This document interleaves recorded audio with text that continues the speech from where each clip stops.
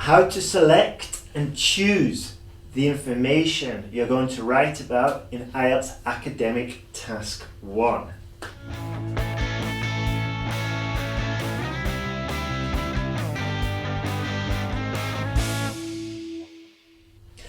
Hi there, my name is Ben Worthington, and in this video we're going to look at a few techniques you can use to help you choose the right information, not the right information, but suitable information for your IELTS Task 1 academic writing task.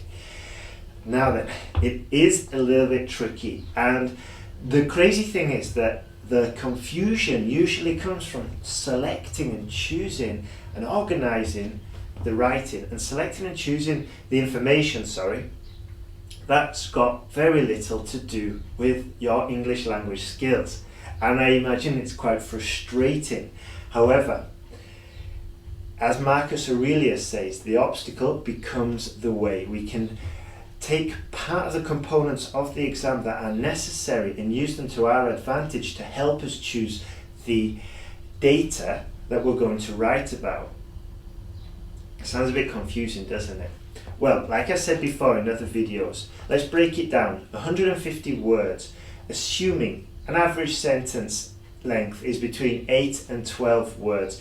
We can roughly go for, or aim for, to write between 8 and, between 8 and 10 sentences, or probably more actually, between 10 and 13, 14 sentences, roughly speaking. Okay? So, if you followed the plan before, you know what to write for the introduction, basic description, no story. And you've probably already got a sentence covered for the final sentence, which is the summary sentence, not the conclusion, the summary, where we start with overall, blah, blah, blah. Okay? So, that's eliminated 2 sentences. Leaves us with about 8 or 10 more sentences to write. What are we going to write about? Good question. Well, if we are aiming to score high, which you should be, let's take into consideration we're going to have to use a range of grammatical devices and structures, lexical resource and all the rest of it. Now, lexical resource, we're not going to have that much opportunity to squeeze in so much vocabulary compared to other writing tasks. So let's focus on the grammar. These are the sentences I teach my students to try and use. And what we're going to do is, instead of looking at the data and then put in sentences, let's have the sentences ready and then get the data and put it into the sentences. Okay, sounds a bit confusing, but I'll explain. First of all, let's try and include a superlative sentence. Okay, the most, the highest, the least, whatever. Okay, put that on the list. Make that, and now we've only got between 9 and 10 sentences to do. Okay, so you look for the highest, you look for the lowest. Then look for a comparison, where we can make a comparison. Learn the structures, whereas, a while. Okay, and we're going to make a comparison. That's killed at least 2 sentences. What else could we write about? Well, let's try grouping some data points. Okay, are there any similarities? And we can group those together and just bunch them together. That's 1 sentence down with and done. Okay, next one. Let's see if we could describe the data in an advanced way. What does that mean? Well, it means using sentences such as production increased 6-fold over the 10-year period. Yeah, or in 1991 the production was roughly half that of 2000. Okay, so fancy sentences like that shows the examiner we've got a good control of the English language.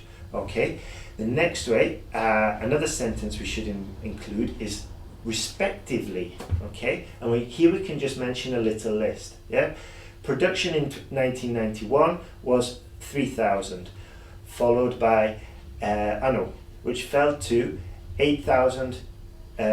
Which fell to 5,000, 4,000, 3,000 in 1990, 89, 88, respectively. Okay, can't go into it in much detail here. This is just a summary, rough outline. All right. Then what else could we do? I think that's everything.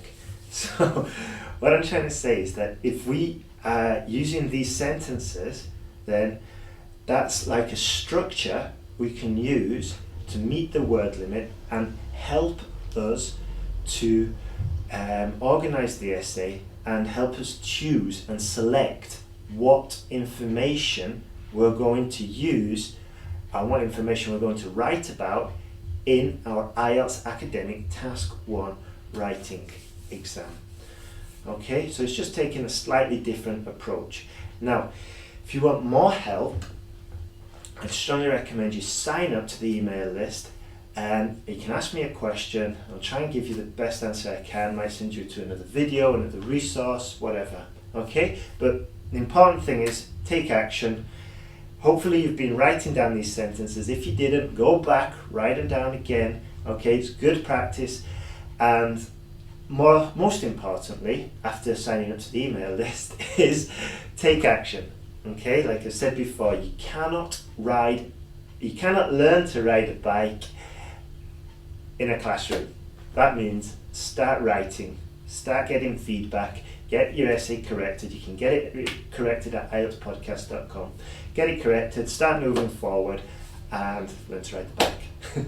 Okay, all the best, and good luck in the exam. Jump from band 6 to 7, or it's free. The sentence guide is the answer if you need to pass IELTS fast. Why? Because together we cover the 2 essential skills you need to pass the IELTS exam.